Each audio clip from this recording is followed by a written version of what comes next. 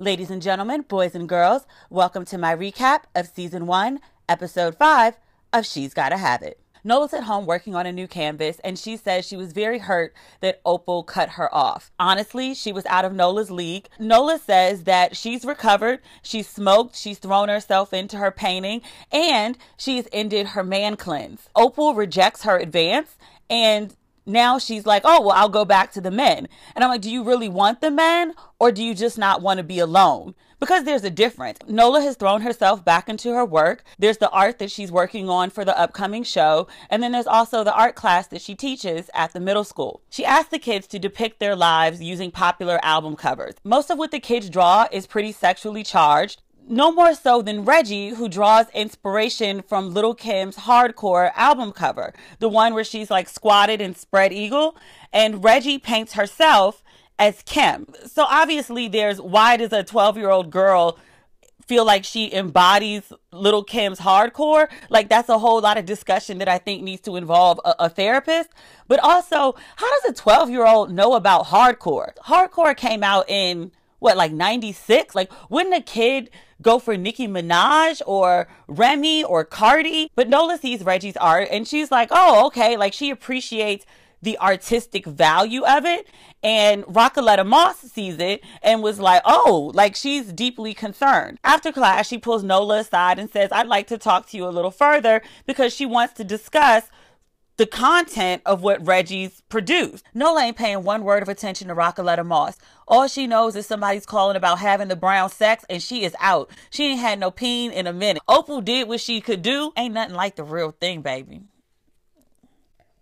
Rockaletta Moss says, hey, come check me later. Nola can't wait to get out of class because she just got a text from one of her men. The next scene, we see Nola is screaming in ecstasy. I obviously thought it was Mars because that's whose name she yells out. But come to find out, it's Jamie. You're a grown woman. You want to have multiple men and a woman in your loving bed. I have no problems with that. When you're doing so much loving that you can't keep your lover straight, you're doing a lot, ma'am. Nola came so good, she cried. Wait, what? Sir, you're going to have to write a manual, a YouTube, a podcast, a pamphlet, something we could download, a PDF. Inform the people of your talent, sir. Don't keep that information to yourself. After sex, Jamie starts up with Nola about being the only one in her life. Where's your whole wife? I don't understand how you have a whole wife and ask your girlfriend to be faithful to you. She gets up to grab some weed as a way to change the subject. Jamie was like, oh, you know I don't smoke Chiba. Sir, how old are you? Jamie is 40. Like, you talk like a 60-year-old man. I haven't heard anybody say Chiba since Camp Lo,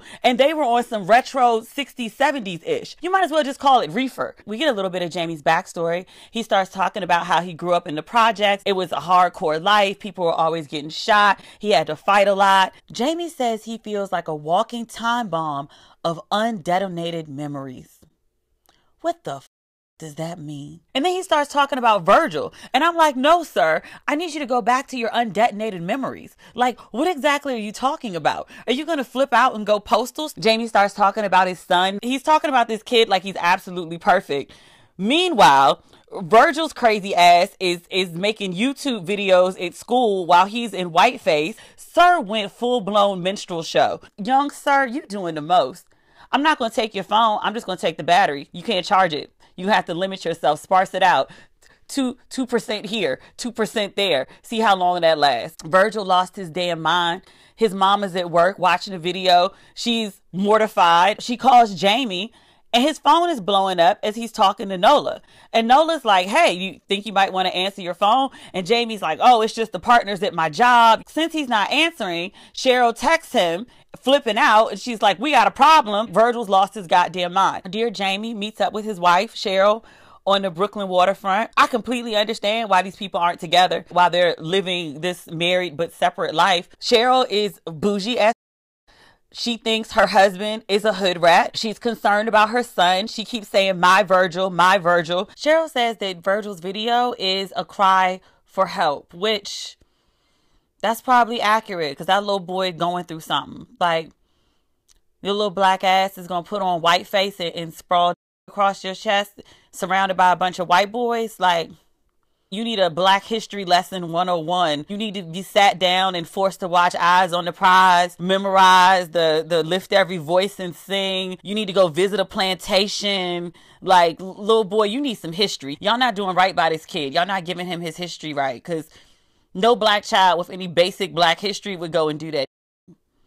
Y'all not raising that boy right. She's concerned that her husband's hood rat ways are gonna rub off on their kid. Yeah, he's from the hood, but Jamie ain't no thug. They seem to be well off. Like, the kid is going to a $40,000 a year school. What exact hood life do you expect that will rub off on the boy? We also find out that Cheryl has a lot of resentment towards Jamie. I feel so often with these stories about men who are cheating on their wives, you get this story of the wife is like, oh, she's crazy. She's out of her mind. She treats me so bad.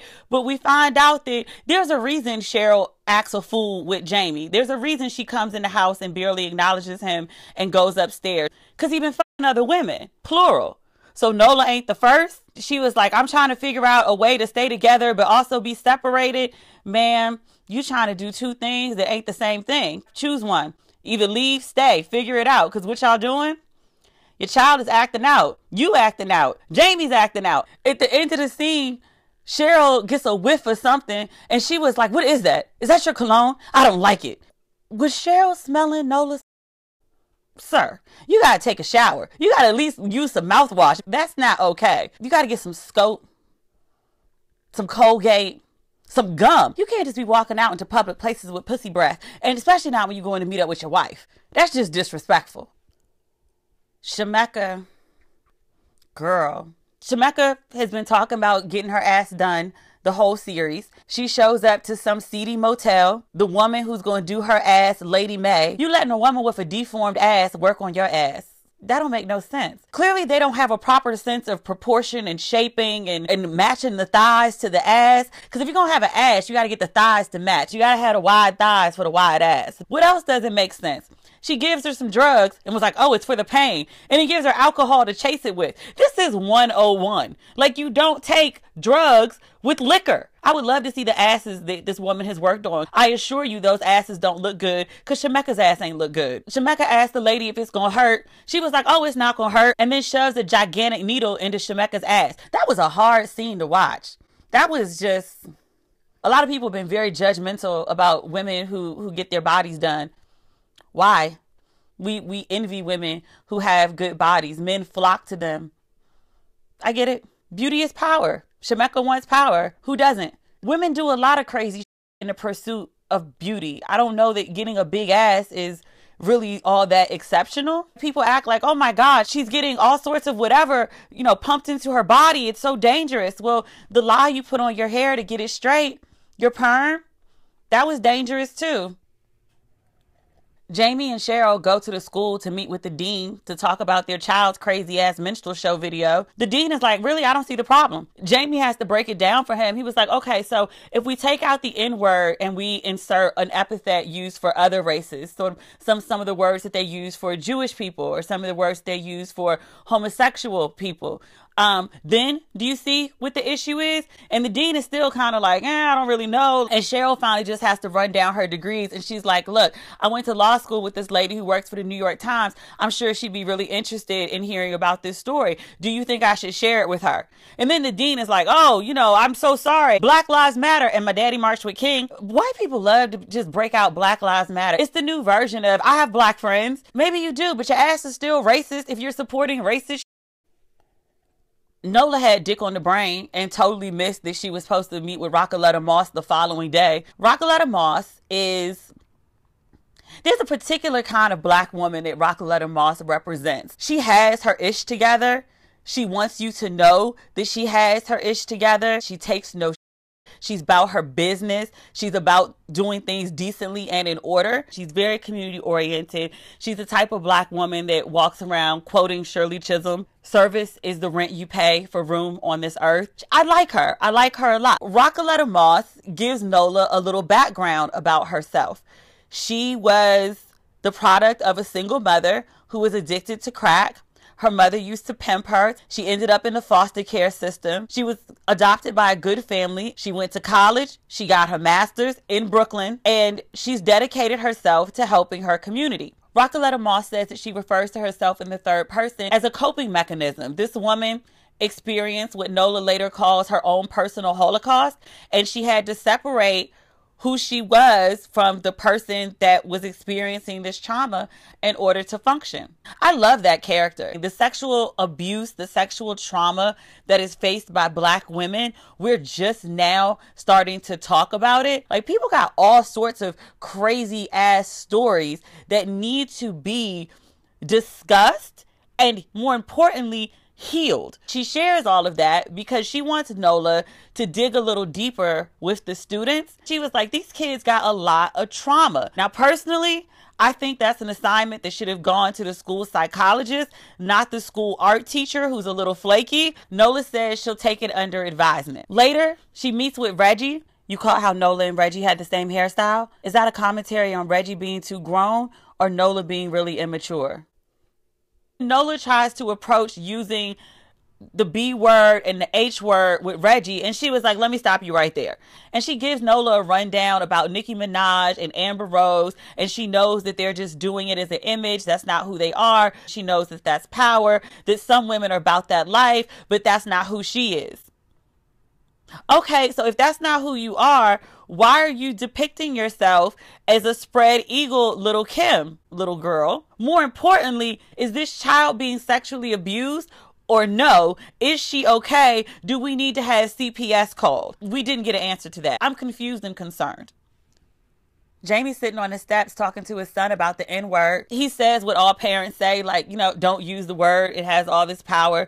And the kid basically responds the way all teenagers do. And it's like, oh, it doesn't. We've, you know, taken it back. We've, you know, flipped it. It has different meaning. And everybody calls everybody that. No, I don't really know how effective Jamie was in getting through to his son. They talk about a bunch of issues here. Another one is the son is afraid that Jamie is going to leave. His parents' situation is a shit show. Jamie's like, I'll never leave you. I don't know how true that is because Jamie's really unhappy. Virgil also says that he doesn't fit in at his prep school. He's one of a few Black kids. He was like, I'm really light. You know, most of the time people don't even acknowledge that I'm Black. And Jamie was like, now wait now. Like, I know you're a little bright, but you Black. Jamie, in essence, gives him the Spike Lee version of Papa Pope on Scandal. You have to be twice as good to get half as much. It's the same story that every, you know, responsible Black parent gives to their child. It's a good father and son moment. Even though Jamie is just so weird to me. The little boy is like, oh, you know, we don't even play Madden. And Jamie is like, oh, something about his like, oh, you know, take it easy on your old man. I've got arthritis. Sir, you're 40. You sound like my great uncle who's like 90. He talks about his arthritis. My dad is in his 70s and don't even talk about arthritis. Why are you acting like an old ass man? Jamie, you're weird. Nola hits up Mecca to find out about her ass. It's huge. Oh my God. Man, your ass doesn't fit your shape. You look deformed. You like you're wearing a pamper, babe. I'm just saying, if you're going to get your ass done, that's not something you want to skimp on. That's not something you want to go to a seedy motel off a shady recommendation. Save up for good money and go to a board certified surgeon with reputable recommendations. The back alley hotel, the seedy motel ass looks like the seedy motel ass. You get what you pay for and that ass looks cheap. Girl, you got all the CCs put in your ass. That's too much ass. There is such a thing. Nola asked Mecca, she was like, what does your daughter think? And she was like, oh, she thinks it's pretty like Nikki. Her ass also looks diaperish. So that is my recap of episode 5. Let me know what you thought about Jamie and Nola and Virgil and Cheryl. That's everything. So thank you, as always, for tuning in and for subscribing. Please subscribe. And I'll see you soon.